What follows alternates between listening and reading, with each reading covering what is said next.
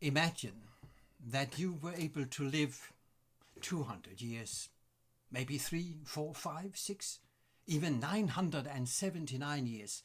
That was the age of Methuselah. Imagine that you and your acquaintances would be able to develop, to undergo personal growth. Imagine what it would be to a scientist, remembering to ask not only for long age and longevity, but also for eternal youth. Imagine that the world had people of that age with that power of development. Wouldn't it be great? Welcome to another tidbit from the Bible. We are studying Genesis this quarter, and this particular week we are looking at the account of the flood. And this environment just described was the environment before the flood. People were living hundreds of years. They were healthy. They were strong. The environment was productive and positive. They had the ability to hone their skills, to develop science. And it all ended in disaster. And you may wonder, it is not enough to be a perfect combination of Tarzan and Einstein.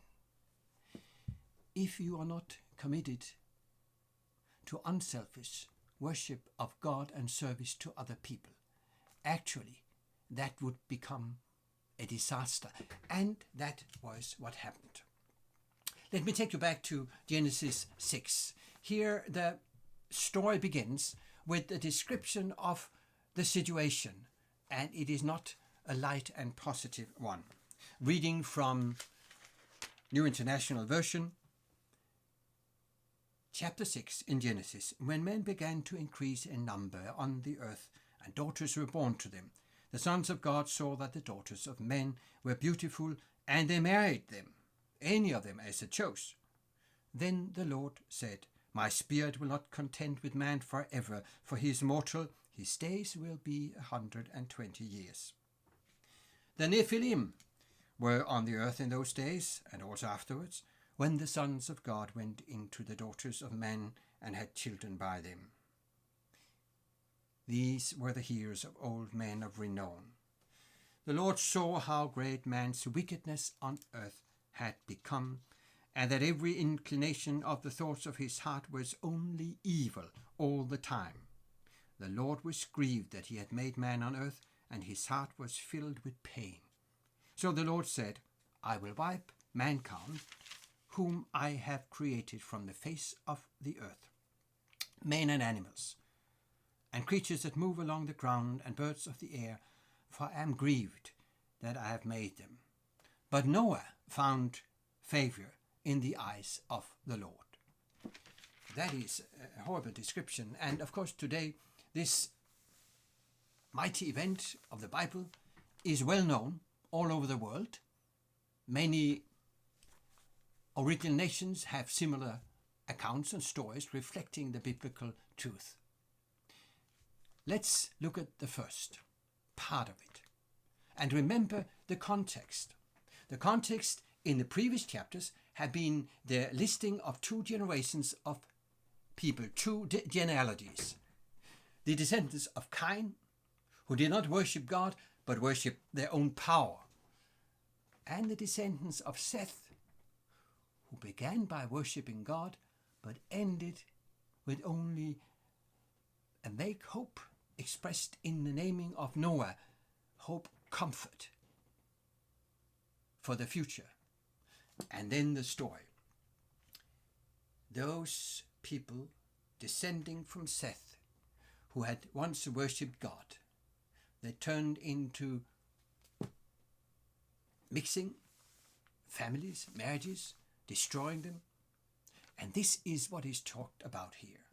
This is the sons of Seth, or the sons of God. Notice that Seth is the one who is created in the image of Adam, in the image of God, according to the genealogy in chapter 5. Now some would say, but isn't this a mythological story about heavenly beings, angels, who come down, discover that human females are beautiful, and then have sex with them? And the answer is no, because the text says something differently. Notice what was said, and they married them. This Hebrew term, taking women to marriage, lakach isha, is the technical term for marriage. That means they were living as married couples. This is not the story of sexual encounters with some strange beings from outer space. This is what Jesus speaks about, that took in marriage, that gave in marriage, when he describes in Matthew 24 the scenes before the flood. And next, notice that the punishment for the behavior of these people is a flood which will destroy humankind. If the angels were to blame, or some evil angels, why would God then punish humans? No, this is the moral fall of the generations before the flood. They are described as Nephilim. The reason we call them giants is because that is the translation by the Greek Septuagint in the ancient world, with gigantes. Nephilim actually means the fallen ones. But it also says that they were heroes, they were fighters. They lived in power. They were strong, but they were fallen. And that's the point. Now, however, Noah found grace. And there's a play on words, or on the two words for grace and Noah, because Noach and Chen are composed by the same two letters in the Hebrew alphabet. They're just reversed. So, is the flood an account of judgment on behalf of God, or is it an account of grace? Now, as we move into the flood account itself, from chapter 7, verse 9, scholars have noticed that the long account from 7:9 to the end of chapter 9 is constructed like a chiasm, that is a reversed parallel, and it gets worse and worse from the beginning. In chapter 7, from verse 9 to 22, it strikes the animals, the birds, the beast of the sea, living creatures, and so on, so that everyone is destroyed. It gets worse and worse. Heavens are covered, so we can't see them. This is a terrible situation. And then in in chapter 8, verse 1, when the flood waters have risen for first 40, then 150 days, it says in verse 1, but God remembered Noah. And what has been the reversal of creation now turns again.